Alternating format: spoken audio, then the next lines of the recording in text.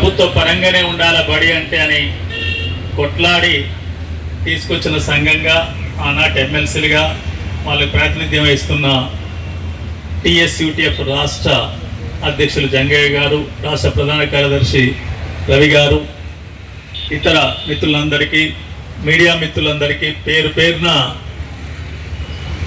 అభినందన తెలియజేస్తున్నాను. అందరికీ అవుతున్నాయి, మాకు బదిలీ కాదాయే, మా పదోన్నతులు రావాయే.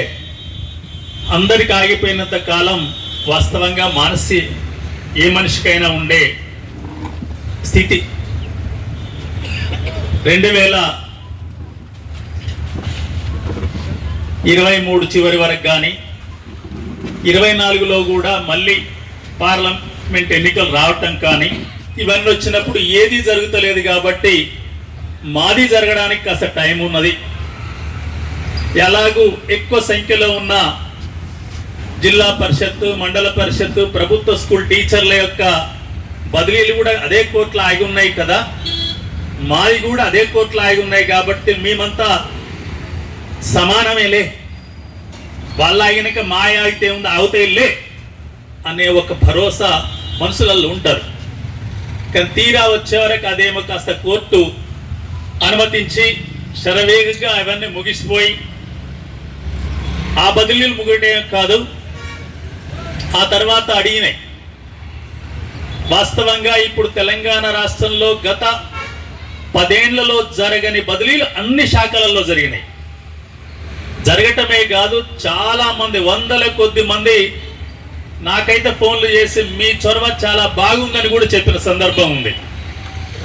డిగ్రీ కాలేజ్ లెక్చర్స్ నుంచి కింది దానక అటు వివిధ డిపార్ట్మెంట్లు కూడా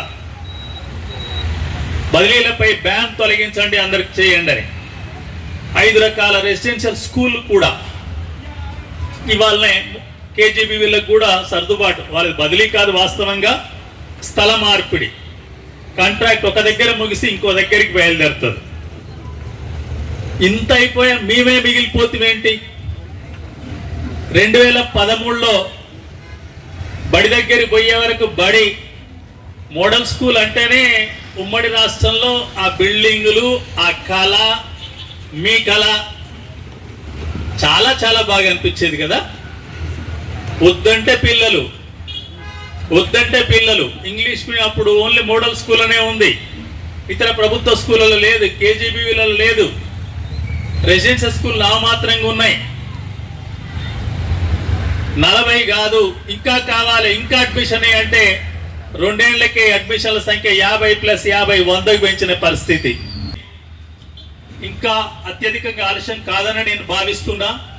తప్పనిసరిగా కోర్టు పర్మిట్ చేస్తుంది, మీ బదిలీ ఉత్తర్వులు వస్తాయని చెప్పి మీ అందరికీ నేను ఈ వేదిక నుంచి తెలియజేస్తున్నా.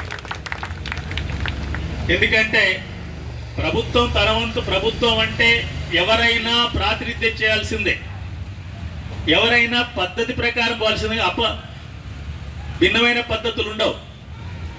కొండయ్య గారికి తెలుసు, నాకే ఒకసారి బాధ అనిపించి ఏంటి 13 ఏళ్ళు 12 ఏళ్ళ నుంచి ఒక్కడ పనిచేయటం 11 ఏళ్ళు దాటిపోయా. ఆ కోర్టు జడ్జి గారికి ఒక ఉత్తరం రాస్తా అని చెప్పి నేను రాసుకొచ్చిన, ఇద్దామనుకున్నాం పోయి.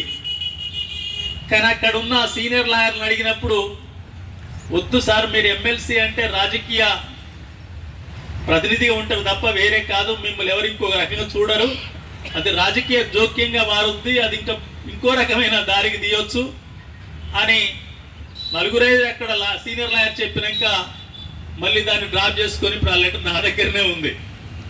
కానీ వివిధ మార్గాల్లో చెప్తున్నాం. ఈ మధ్యన కూడా మళ్ళీ వేమనారాయణ రెడ్డి గారికి మొన్న ఒక రోజు నేను సెక్రటరీకి వెళ్ళినప్పుడు చెప్పాను, మీరు కూడా ఒకసారి చెప్పండి. రజనీకాంత్ రెడ్డికి పదే చెప్తున్నాం, ఏదో కొంత తేడా వాళ్ళ పని ఒత్తిడి ఏదో ఉండొచ్చు, కానీ తప్పనిసరిగా నేను మీకు చెప్పగలిగేది ఏంటంటే ఆగినంత కాలం అయితే బదిలీలు ఆగవు.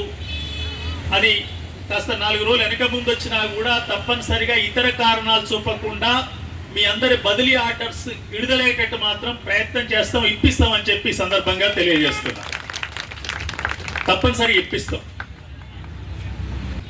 తప్పనిసరిగా పదోన్నతులు, ఎందుకంటే గత ప్రభుత్వాల కంటే ఈ ప్రభుత్వం కాస్త సానుకూలంగా ఉందనేది అన్ని కనిపిస్తుంది. మాకెందుకు లేదనేదే ఇక్కడ ఈరోజు కూర్చుంది. ఈరోజు మీరు కూర్చోవటానికి కూడా నేను ఆహ్వానిస్తున్నా. ఎందుకంటే ఈ కూర్చోవటము, అందరం మాట్లాడటం, నేను కూడా మాట్లాడటం తప్పనిసరిగా హైకోర్టులోనే 33వ కోర్టు కూడా వినిపిస్తుందని అనుకుంటున్నా. వినిపించి ఆ తీర్పేదో ఇచ్చేస్తే తీర్పిచ్చినాక గంటలలోనే మీకు ఆర్డర్ చేతికి వస్తాయని చెప్పి మీ అడిషనల్ డైరెక్టర్ చెప్పిండు. ఎందుకంటే అంతా రెడీగా ఉన్నది కాబట్టి పెద్ద ఇబ్బంది ఏం కాదు అని ఆ రకంగా తీసుకొద్దాం. ఆ తర్వాత పదోన్నతులు కానీ పూర్తి చేసుకుందాం. కానీ నేను ఇంకొకటి చెప్పేది ఏంటంటే, ఎందుకో ప్రపంచీకరణ, సరళీకరణ ఆర్థిక విధానాలు మనుషుల్ని చిన్న చిన్న అంశాలకే ప్రతి సందర్భంలోనే అసంతృప్తికి, ఏదో నిరుత్సాహానికి గురి చేస్తున్న సందర్భం వ్యవస్థ మొత్తంలో ఉంది. టీచర్లే కాదు, మోడల్ స్కూల్ టీచర్లే కాదు, మొత్తం సిస్టంలోనే కనిపిస్తుంది.